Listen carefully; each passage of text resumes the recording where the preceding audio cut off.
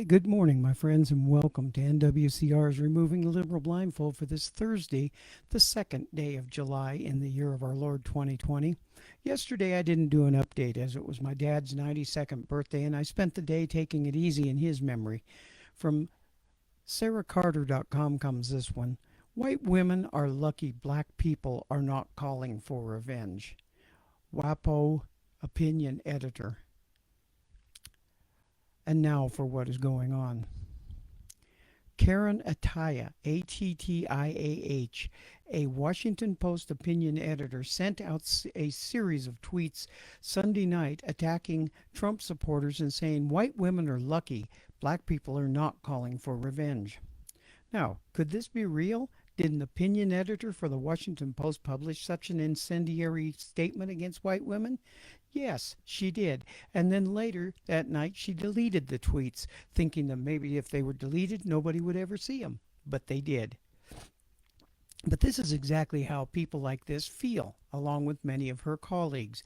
In the age of cancel culture, the open hate for anyone supporting Donald Trump, these types of comments are applauded by the left, and it doesn't matter that her statement was an underlying threat to women, to which she is one.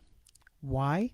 Because women who support Trump, or for that matter, women who are white, must pay a heavy price for ancestors, historical events, and anything else they, or Attiah, deem offensive. Moreover, Attiah listed historical racial incidents she believes white women are responsible for. She did so knowing that these tweets would be associated with the Washington Post. And now to remove the liberal blindfold here, folks, this type of racist threat should be a fireable offense, and it would be for anybody else, but not a black woman. But of course, it won't be.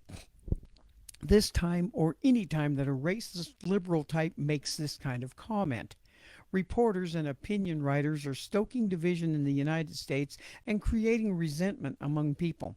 Their bosses have failed to hold them accountable, much like the liberal leftist Democrats have failed to hold those destroying their cities accountable for their actions. They think everything is fine as long as the tweets or what they say has been either deleted or taken back, so nothing is wrong. The trouble is, what they tweet and delete is just what they believe, and here's the problem. So far they have gotten away with crap like this, stoking the fires of racial divisions while staying immune to the consequences. But they had better stop doing this, because sooner or later the whites and others are going to get tired of being blamed for things that's not their fault, and something is going to happen. And I've got a comment for tomorrow's show if you want to hear a black talking the same thing on this. There are many, many more whites than them, and their incendiary comments are going to come back and bite them in the butts. Can you imagine if a Trump supporter said something like this about some blacks? It wouldn't just disappear if the Trump supporter deleted the tweet or whatever. It would be front page, big headline news for weeks, if not longer, with calls of getting the person jailed and punished for the comment, and all whites being punished for it too. But this moron from the Washington Post will probably not get any punishment for her comment, which she should get. But shit like this is going to start backfiring. I may start it now. This woman, Karen Attiah, Attiah of Washington Post, should lose her job over this, and then she needs to be blackballed in her career as long as she has these feelings. These people need to realize that it was the blacks who were the ones that sold slaves to Americans, and for that matter all over the world, as slavery was not started by America or by the whites. It was prevalent all over the world at that point in time. America went to war against itself to stop slavery. If we hadn't done that, slavery may still exist all over the world now. Get your history right, you morons. There could be consequences in the works if you don't. Humans being humans, only so much can be taken before things bad start to happen. We have moved so far beyond racism and slavery, and people like this racist Karen Attiah are doing nothing but bringing it back after many died to get rid of it. Shame on you. Shame on them and the left for pushing this racism back into our lives.